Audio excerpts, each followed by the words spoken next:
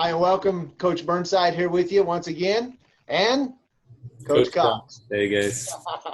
Nice to be along with you. Welcome to the Gold Medal Coaching Academy. Today, we're going to go through a little bit more of the Coach's Challenge and what the Coach's Challenge is and what we're after. And as most of you know, our motto is to master the skills of coaching, maximize the potential of others, and build programs not only withstand the test of time, but definitely stand out from time to time.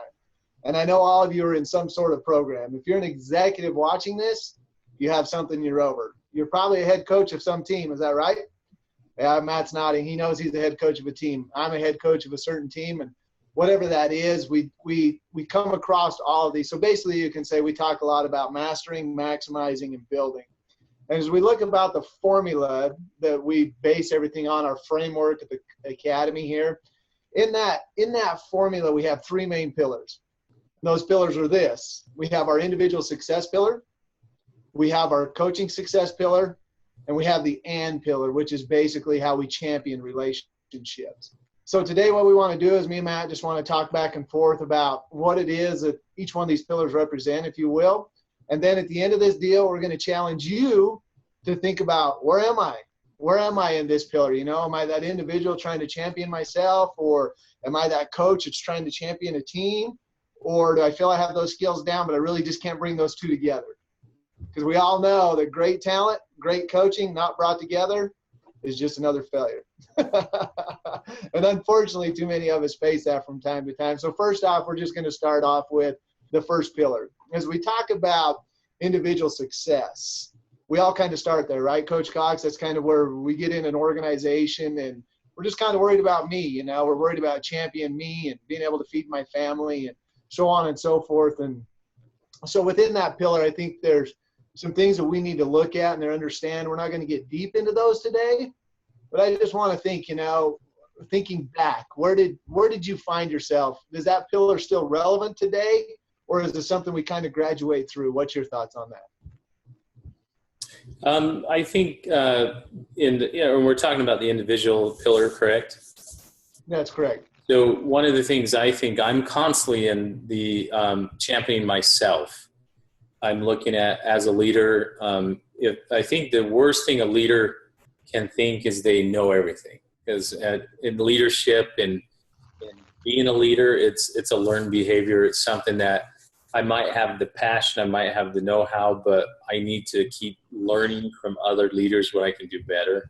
So I'm always constantly championing myself. I think I'm always in that point of it. I don't think I ever leave it. I'm always reading, figuring out ways to do it. I think that's one thing as a coach. We're always seeking for more knowledge. We help better our clients and our group that we have, you know, here at the Gold Medal Coaching Academy. That's one of our big things, continuously learning. So that's where I would say in the first pillar is championing self. So as you champion yourself, that's kind of where we all start, right? We start there. We take a new job and we're like, man, you know, I'm just going to try to climb up here, or, you know, I'm going to try to please the team to a point. I don't know if I'm really bought into this whole deal yet, or, you know, how committed I am. I'm committed enough to get a paycheck maybe. And we all know as managers and leaders, we have plenty of those on our team, right? So as we look at this, one thing that come to mind for me is I start to champion myself. One thing that we want to challenge people to do is, because you and I both know, in order for us to grow and for the team to grow and the organization to grow, we got to learn to champion others. True? I think that, yeah, that's the key, is if you don't champion others, and if it's always you need to listen to me, or we become tyrants in a sense and do this, the boss will always get on the pedestal and say that. Yeah, I think it comes 110%. You got to champion those around you. Okay, so as we start to champion others, where's that balance between coaching and getting so involved in trying to worry about others that we forget about ourselves? Because I know plenty of coaches that their health, their wellness, you know, leaders, managers, they get so worried about on the team that they forget to take care of themselves also in many senses. But you see what I'm saying here? You see where I'm going with this?